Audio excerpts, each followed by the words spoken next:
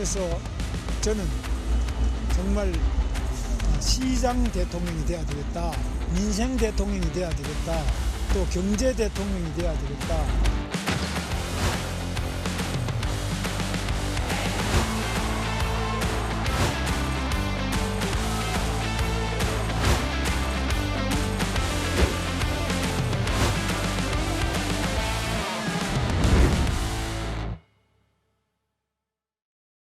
예, 특집 토론 대통령을 말하다. 그러면 저와 함께 이 얘기를 나눌 세 분을 먼저 소개하겠습니다. 이번에 김문수 후보 비대위의 선대위원장을 맡은 나경원 의원 나와주셨습니다. 어서 오십시오. 네, 안녕하세요. 예. 그리고 파이낸셜의 노동일 주필 함께 하셨습니다. 어서 오십시오. 네, 안녕하세요. 예. 그리고 마지막으로 정치 분석가 박성민 대표와도 함께 하겠습니다. 환영합니다. 네, 안녕하십니까. 예. 자, 그러면 세 분과 함께 특집 토론 조명할 첫 번째 논점부터 짚어볼까요? 예.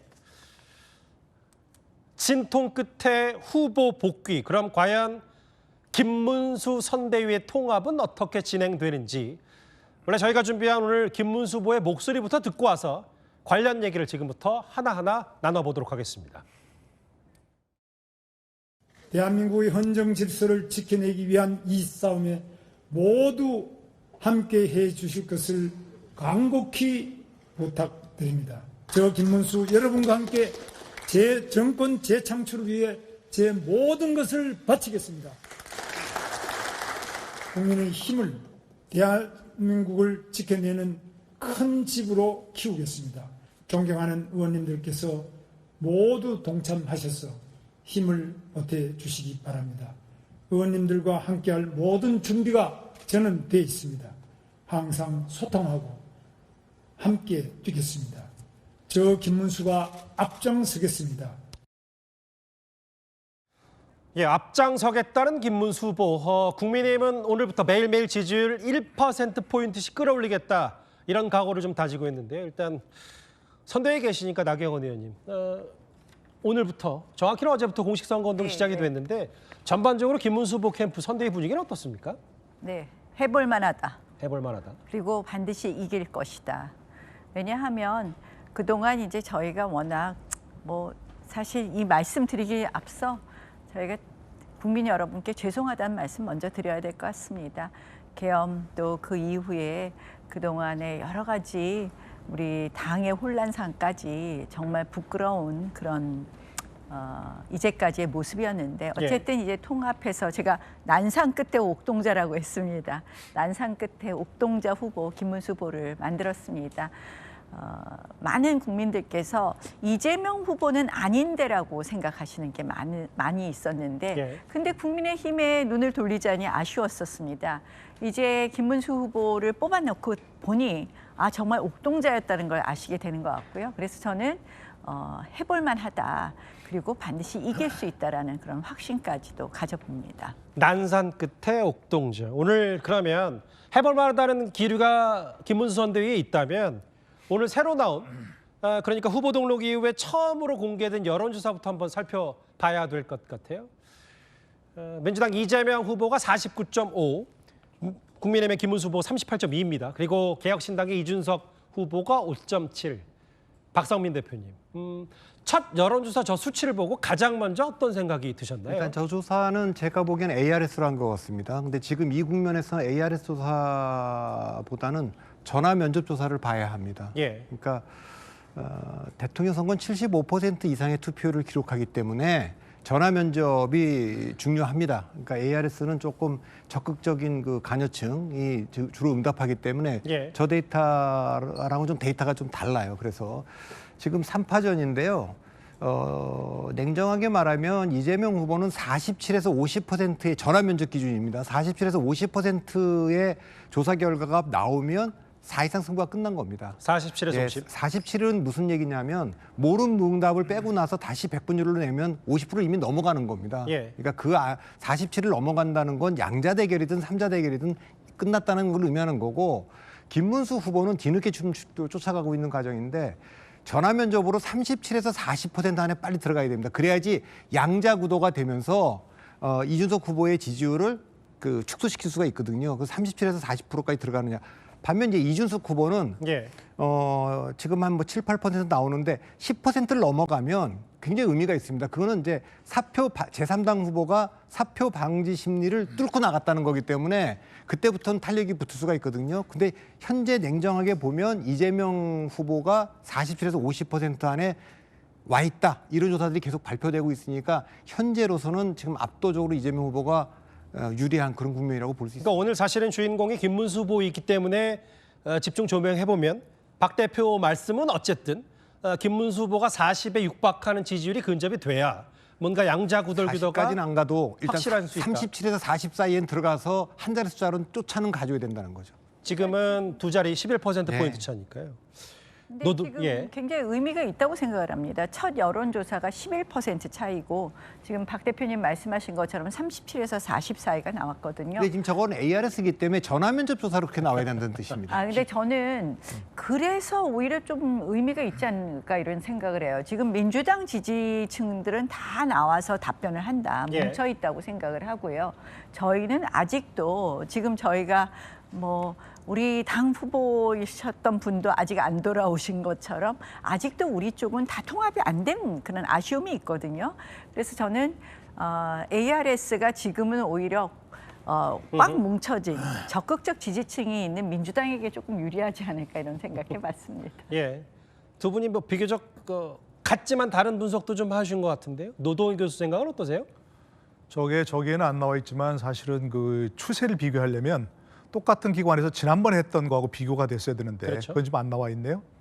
근데 그것과 비교를 해보면 정확한 수치는 아니지만 거의 지난번에 했던 것과 김문수 후보가 10%포인트 가까이를 올랐습니다. 그러니까 지금 이제 김문수 후보가 정식 후보가 되고 나서 예.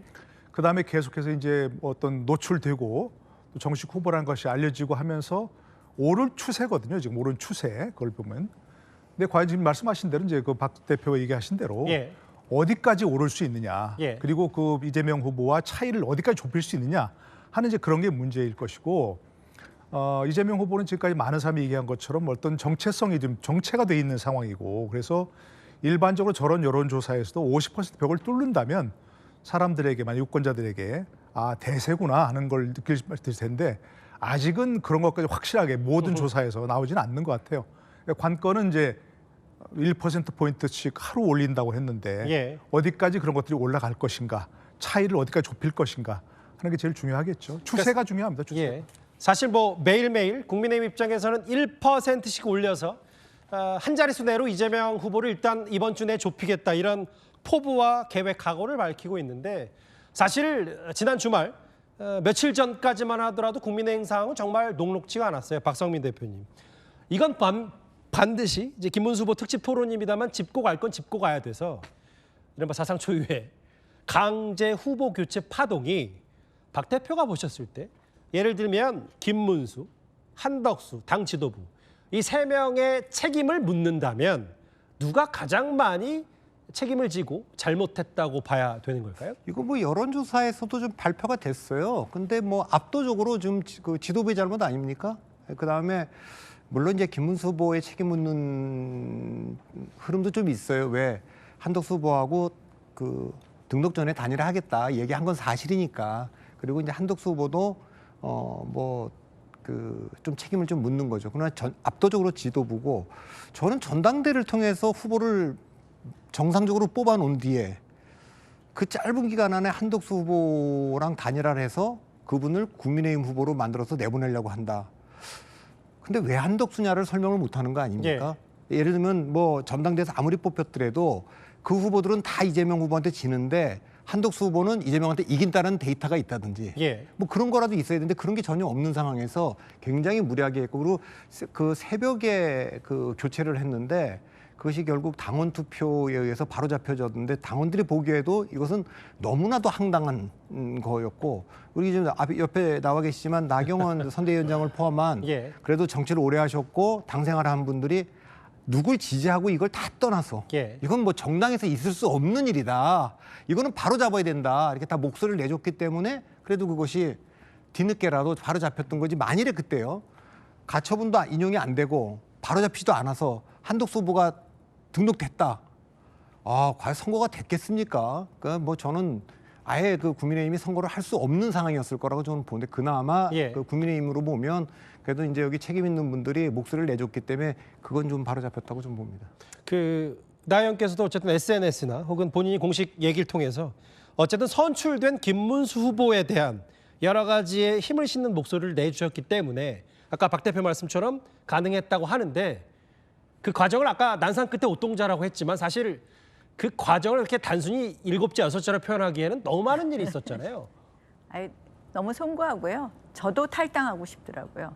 저는 사실 2002년에 보수 정당인 국민의힘에 들어온 이후에 이 보수의 방법이 대한민국의 정말 지속 가능한 성장과 발전을 가져오고 대한민국 국민을 더 행복하게 할 수 있다는 확신을 가지고 이 당을 한 번도 떠나지 않았는데 예.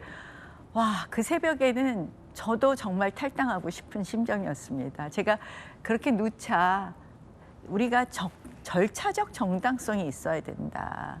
어떤 무슨 목적이 훌륭하더라도 절차적 정당성이 있어야 된다고 그렇게 호소를 했고 정말 어느 후보에 대한 선호를 떠나서 저는 뭐 특별히 뭐 어느 후보의 캠프에 있거나 그러지도 않았잖아요. 그렇게 했는데도 저렇게 절차가 무시될 때 걱정했는데 역시 정말 국민들의 목소리, 당심이라고 하지만 결국은 민심이죠. 당심과 민심이 바로잡아 주셔서 너무 감사하고요. 저는 이러한 어떻게 보면 비온 뒤에 땅이 굳는다고 저희가 이러한 과정을 거쳐서 탄생한 후보이기 때문에 더 잘 될 수 있다 이렇게 생각을 합니다. 국민의힘의 당의 중진으로서 탈당까지 고민했다는 말은 저도 처음 들어보는 것 같아요. 나 의원님 입에서. 예, 제가 사실은 이 이야기를 공개적으로는 처음 했습니다. 정말 그날 밤에 그날 새벽에 도저히 뭐 밤을 저도 꼴딱 새웠는데요. 그 과정을 보면서 제가 사실은 의원총회장에서 그냥 나왔습니다. 제가 그 전에 의원총회에서 몇 번을 발언을 하고 예. 이렇게 가서는 안 된다는 것을 호소했는데 참 뭐 제가 역부족인 부분이 있었습니다. 그래서 뭐 어쨌든 저도 우리 당의 책임 있는 중진인데 죄송하다는 말씀을 드리고요. 정말 참 눈물 나는 그런 새벽이었습니다. 다행히 예. 바로잡혀서 다행이고 지금부터 또 저희 당이 새로운 개혁의 시대로 만들어 가야 될 것 같습니다. 저는 사실은 예. 이 민주주의라는 것 그런 것이 얼마나 당에서도 중요하고 대한민국에서도 중요하다는 것을 뭐 누구보다도 강조한 사람으로서 우리 정당의 민주주의가 이렇게 무너지는 것에 대해서는 굉장히 안타까웠고요. 뭐 저희가 새로운 개혁을 이제 만들어 갈 거라는 생각을 하고 그런 면에서도 또 민주당은 아마 국민들께서 민주당의 그 민주성에 대해서 한번 생각들 하시게 될 것 같다는 생각도 해봅니다. 그 노동일 교수님, 일단 뭐 두 분의 말씀 들었지만 오늘인가요? 그 한덕수 전 총리의 대변인이었던 이장현 전 의원 그리고 홍준표 캠프에서 창구 역할을 맡았던 뭐 이성배 대변인 등이 이제 합류했다. 그럼 어쨌든 김문수 후보 캠프로서도 김문수 후보 본인으로서도 인사로서 통합의 메시지를 주고 싶었다. 뭐 이렇게는 해석이 가능하겠어요? 뭐 당연하죠. 정말로 뭐 선거 때는 무슨 부직갱이라도 하나 도와야 된다고 하는 거 아니겠습니까? 그것도 도움이 된다고 하는 거니까 그 다른 캠프에 관여했던 모든 사람들이 지금 참여를 해야 되는 거죠. 그러나 다 아시지만 아직 뭐 좀 경선 과정에 참여했던 사람들도 혼연일체가 안 돼 있고 또 그 경선 후보들뿐만이 아니고 그 캠프에 참여했던 사람들도 아직 거리를 두고 있는 게 많이 있고요. 그리고 뭐 제 개인적인 생각인지 모르겠지만 그 선거하는 모습을 봐도 아직 열기가 느껴지지 않아요. 본격적으로 가동이 안 되는 느낌이 예. 들어요. 그리고 과거 같으면 벌써 오래 있던 모든 주요 지하철역 같은 데 보면 막 똑같은 그 셔츠를 맞춰 입고 나와야 되는데 없어요. 2번을 단 사람들이 많지 않고 예, 또 점점 이제 프린트가 돼가는 과정이긴 해요. 물론이죠. 지금 예. 진짜 프린트가 그러니까 돼가는 그러니까 과정입니다. 지금 프린트가 돼가는 과정이고 입은 사람들도 2번만 달고 있더라고요. 아직 김문수가 프린트가 안 돼 있는 상황이고. 영원히 프린트는 어렵습니다. 그러니까 어깨띠로 갈 겁니다. 아직 준비가 안 돼 있는 건뭐 누구나 다 아는 그런 상황이니까 이제부터는 정말로 남들 뭐 24시간 뛸 때 48시간 생각하고 뛰어야 되는 그런 상황인데 안타까운 건 아직도 뭐 좀 거리를 두고 있는 그런 경선 후보들 가운데 있던 사람들 이런 사람들이 있는 건 참 아쉬워요. 뭐 그런 사람들이 뭐 어떤 김문수 후보가 어떤 제스처를 쓰고 어떤 포용력을 보여야 한다 이런 것도 물론 중요하지만 예. 기본적으로 정치 도의 아닙니까? 그리고 만약 지금 예를 들자면 뭐 한동훈 과거 대표라든지 이런 분들이 나서 선거를 열심히 뛴다면 예. 그 누구 선거겠습니까? 본인 선거죠. 이번에 김문수 후보가 된다면 정말로 가장 큰 공을 세우는 거고 설사 안 된다 하더라도 전국을 돌면서 만약 선거를 뛰면 그게 자신의 자산이 되는 건데 그런 정치 도의, 원칙 이런 면에서 참 아쉬운 면이 많이 있다 아직은 이런 생각이 듭니다.